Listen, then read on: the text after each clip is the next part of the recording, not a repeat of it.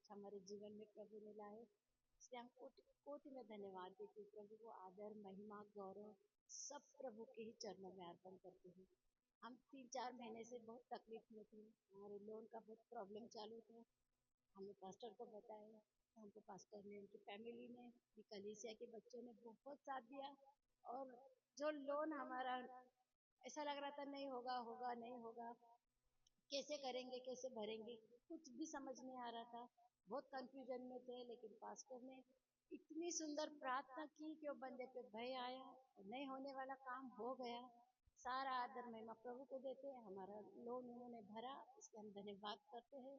और सारा आदर महिमा प्रभु को और पास्टर को परमेश्वर बहुत आशीषित करे, दानों वरदानों से अग्नि से भरे मेरे पास्टर को। धन्यवाद करती हूँ मैं प्रभु को, इतने सुंदर कलीसिया पास्टर दिए। फाल्टीन भाई भी इतने अच्छे हैं, इतने अच्छे लोग हमें मिले कि हम बोल नहीं सकते। मैं धन्यवाद करती हूँ प्रभु को। सारी तकलीफों से, मेरे बच्चों के लाइफ से, मेरे यश के लाइफ से प्रभु ने निकाला, इसलिए मैं धन्यवाद करती हूँ। सारा आदर महिमा प्रभु को देती हूँ। धन्यवाद पास्टर जी, थैंक यू। अजून कोणाची काही साक्ष आहेत का? आपण देवाच्या वचनाकडे वाळू. Pastor please come.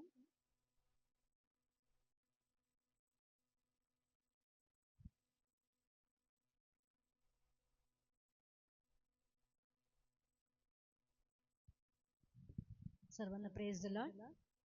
देवबाप्पाच्या नावाला धन्यवाद देते, स्तुती करते, देवबाप्पाची महिमा करते. सुंदरसा दिवस दिलाय आणि खरोखर सुंदरशी वेळ आपली सहभागितीची खूपच आशीर्वादित झाली, त्याच्यामुळे देवबाप्पाला धन्यवाद देते. आणि माझी अशी साक्ष आहे की कालच सागरचे पप्पा म्हणजे लवकर जायचं होतं त्यांना शाळेवर. इतर दिवशी ते 5:30 वाजता जातात, 5:30 ते 5:45, पण काल 5 वाजता गेलते ते. इंडिपेंडन्स डे होता म्हणून स्कूलवर.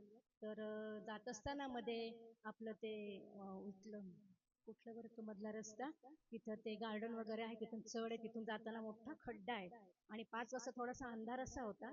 मी म्हटलं तुम्ही जावा, काही हात नाही. आणि त्या प्रार्थनेत असे सकाळची प्रार्थना केली होती. तर ते जाता जाता इतका पाऊस होता, पावसामुळे त्यांची तो खड्डा चुकवायला गेले आणि असं या साईडने गेले तर त्यांची गाडी स्लिप झाली, जोरात आदळले, खाली पडले.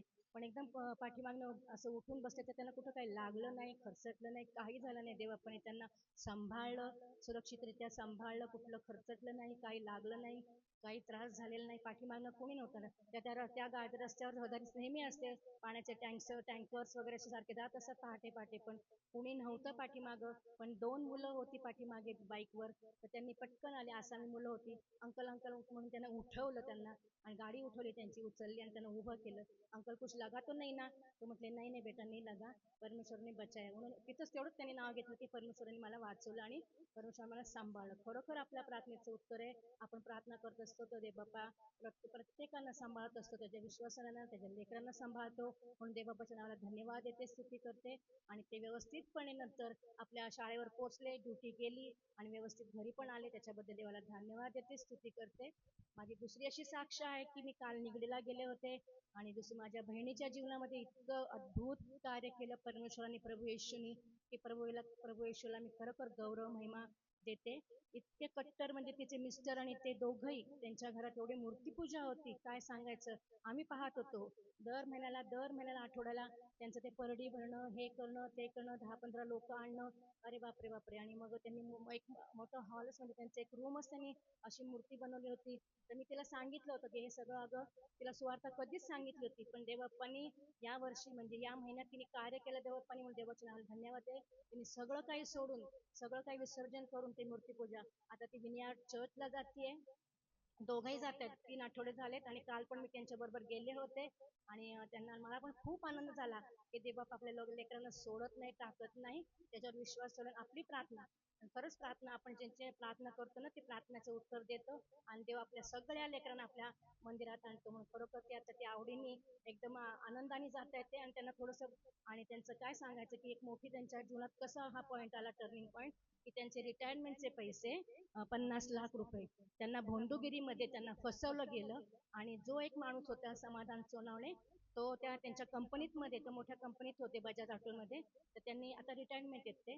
तर त्या कंपनीमध्ये कामाला असताना त्यांना थोडंसं त्रास होत होता ना, असं म्हणजे मग तेव्हा त्यांच्या पाठलाग करत होता समाधान सोनवणे. तर तोपर्यंत त्यांनी म्हणजे जवळजवळ 7-8 महिने त्यांच्या पाठलाग केला आणि त्यांचे पगार झाला की तो एकदम पैसे घ्यायचा. तो म्हणायचा की असं करा तसं करा, तुमच्या मुलांचं चांगलं होईल. आणि भोंदूगिरी करता करता त्याने रिटायरमेंटचे 50 लाख रुपये त्यांनी त्यांच्याकडनं घेतले. त्यांना काही समजलं नाही की मी काय करतोय काय नाही, घरात पण कोणाला सांगितलं नाही. आता ते सगळे डिप्रेशनमध्ये आहेत. पण देवबाप्पांनी ह्या कठीण परिस्थितीमध्ये तो देवबाप त्यांना सांभाळणार आहे, प्रभू येशून त्यातून काढणार आहे. आणि हेच त्यांच्या या सगळ्या कारणात त्यांची भलाई उत्पन्न होणार आहे. आणि आपण प्रार्थनेत आठवण ठेवूया. आणि त्यांना पण थोडंसं असं मेजर म्हणजे अटॅक आला होता पॅरालिसिसचा. तर मग ते पण नाही, देवबाप्पाने त्यांना सुद्धा आरोग्य दिलं. आणि आता ते दररोज म्हणजे दर शनिवार रविवारी म्हटली दीदी मी आता चर्चला जायचं सोडणार नाही, चर्चला जाणार, प्रभू येशूवर विश्वास ठेवणार. आणि हे माझे पैसे पण मिळणार आहेत. आणि निगेटिव्ह थिंकिंग करूच नको म्हटलं मी तिला, पॉझिटिव्ह बोल, प्रभू येशू आहे, त्याच्या सर्व काही त्याच्या हातात सोपवून दे, सर्व काही तू व्यवस्थित कर. आणि पुढची प्रोसिजर ते चर्चला झाल्यानंतर पुढची पटापट प्रोसेस व्हायला लागले. मनोज त्यांच्यामध्ये सहभागी झाला. नम्रता मॅडम एक त्यांना अशी मोठे आयुक्त यांच्या खालची म्हणजे त्या मोठ्या अधिकारी भेटले आहेत आणि मार्ग मोकळे करत आहेत देवप्पा. आणि खरोखर त्यांना विश्वास पटला की देवप्पा किती चांगला आहे, त्याचा अनुभव ती घेत आहे. आणि देवप्पा आपला महान आहे. दोन्ही आपल्या माझ्या साक्षीच्या द्वारे प्रभूचा महिमा होऊ दे, गौरव होऊ दे. देवप्पाला धन्यवाद देते, स्तुती करते.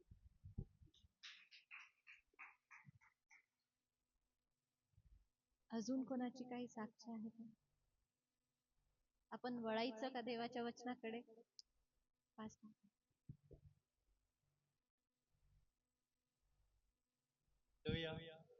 किती छान साक्षी येतात तेव्हा थांबूशी वाटत